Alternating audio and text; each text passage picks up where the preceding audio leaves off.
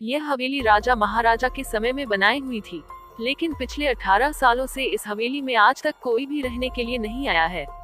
इच्छा होने पर भी इस हवेली में कोई भी नहीं रह पा रहा था, क्योंकि लोगों का कहना था कि इस हवेली में भूत प्रेत का साया है। जब अजीत सिंह को इस हवेली के बारे में पता चला तो उसने तय किया कि वो इस रहस्य को जानकर ही रहेगा, क्यों लोग इस हवेली में नहीं रह पा रहे हैं। उसने मजबूत इच्छा शक्ति से हवेली में रहने की पूरी तैयारी कर ली। जब उसने हवेली के अंदर जाने के लिए पैर आगे बढ़ाए तो दरवाजे पे किसी अनजान व्यक्ति ने उसे रोक लिया और नजदीक जाके बोले, कौन हो आप और किधर जा रहे हो? अजीत सिंह ने जवाब देने के बजाय उसने सामने सवाल किया, जी आप कौन? मेरा नाम अर्जुन सिंह है और मैं यही पास में ही रहता हूँ। अजीत सिंह ने कहा, ओह अच्छा, मैंने सुना है कि यह एक भूतिया हवेली है और यहाँ कोई नहीं आ पाता है, इसलिए मैं इस हवेली में एक दिन रुकने का फैसला किया है। अर्जुन सिंह ने कहा, जी हाँ, आपने सही सुना है और आप भी अंदर मत जाइए, मेरी माने तो आप भी वापस लौट जाइए, यहाँ बहुत खतरा है। यह सुनकर अजीत सिंह खुश हो गया, जैसे उन्हें कोई लॉटरी लग गई हो। अर्जुन ने उसकी खुशी को देखकर बोला, आप क्यों खुश हो रहे हो? आपको तो भूत का नाम सुनकर डर लगना चाहिए। शायद आपको पता नहीं होगा कि मैं भूत प्रेत में काफी दिलचस्पी रखता हूँ।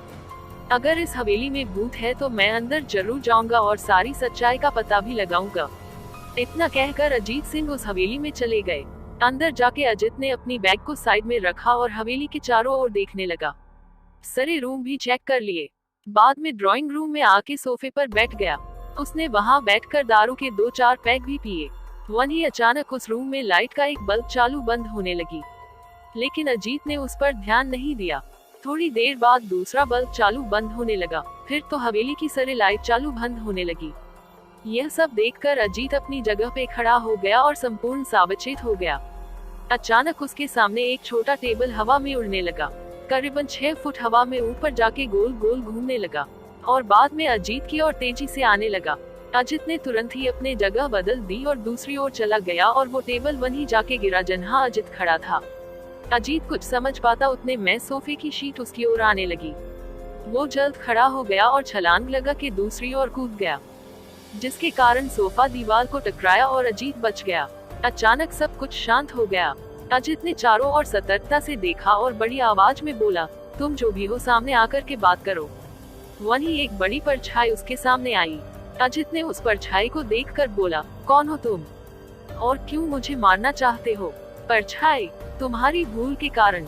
अजीत, मेरी भूल? मैंने कौन सी भूल की? परछाई, इस हवेली में आने की भूल। मैं किसी को भी इस हवेली में खुश नहीं देख सकता। अजीत, लेकिन क्यों? वो परछाई ने जवाब दिया, आज से 18 साल पहले इस हवेली के मालिक ने मुझे यहीं पे ही मार डाला था। मेरी कोई गलती भी नहीं थी। इस कारण की वजह से मेरी आत्मा इस हवेली में भटकती रहती है। मैं किसी को भी इस हवेली में नहीं रहने दूंगा, क्योंकि इस हवेली में मेरा खून हुआ था। इस हवेली में जो भी रहने के लिए आएगा उसकी मौत होगी। अजीत ने कहा, मैं तुम्हें अपने असली रूप में देखना चाहता हूँ। तुम्हें मारने से पहले मैं तेरी यह इच्छा अवश्य पूरी करूंगा। और उस परछाई ने एक भयानक दरमियाना रूप ले लिया। उसका चेहरा इतना भयानक था कि अजीत भी एक क्षण के लिए डर गया था, लेकिन दूसरी ही क्षण में उसने अपने आप पर काबू पा लिया। बाद में इसने अपनी जेब में से सफेद पाउडर निकाला और उस भूत के पर फेंक दिया। भूत के पर पाउडर पड़ते ही वो जलने लग गया। बड़ी बड़ी ज्वालाएं उठने लगी। वो बहुत जोर जोर से चिल्लाने लगा और बाद में पूरी तरह से जल गया। उसके बाद अजीत ने चैन से सांस लिया और वहीं पर सो गया। दूसरे दिन सुबह जब अजीत को सही सलामत हवेली से बाहर आते देख अर्जुन को आश्चर्य हुआ। अर्जुन ने अजीत से पूछा, तुम कैसे जिंदा हो? जब अजीत ने अर्जुन को कल रात को घटी घटना को पूरी तरह से बताया और बोला, अब यह हवेली भूतिया हवेली नहीं रही। दोस्तों, आपको यह कहानी राजस्थान के कोटा की भूतिया हवेली कैसी लगी? प्लीज हमें कमेंट करके जरूर बताएं।